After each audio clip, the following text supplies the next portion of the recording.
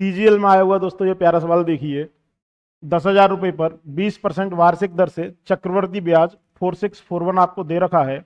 यदि चक्रवर्ती ब्याज आपको क्या है दोस्तों हाफ ईयरली काउंट करना है तो मूलधन कितने वर्षों के लिए निवेश किया गया है आपसे पूछा गया है।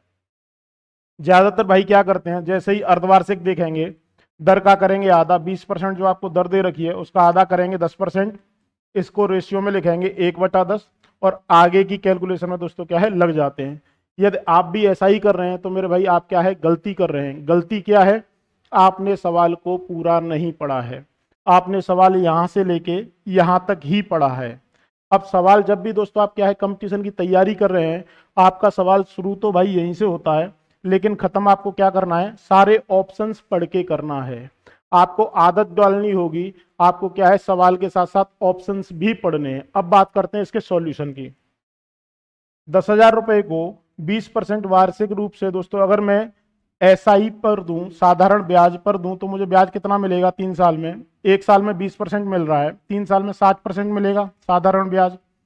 10,000 का 60% कितना होता है 6,000 रुपये। अब मेरे भाई आप मुझे ये बताइए, जब आपका साधारण ब्याज ही 3 साल में 6,000 रुपये मिल रहा है तो चक्रवृद्धि ब्याज तो इससे ज्यादा ही मिलेगा, ये बात तो एकदम कंफर्म है।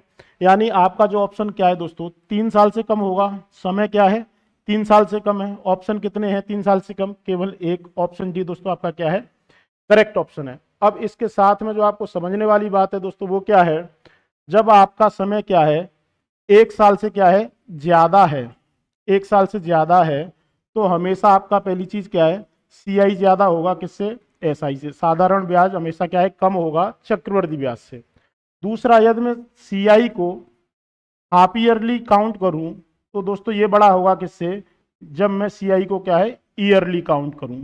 ये दोनों चीजें दोस्तों आपको क्या है पता होना चाहिए। यदि आपको वीडियो पसंद आए लाइक शेयर सब्सक्राइब जरूर करें। धन्यवाद।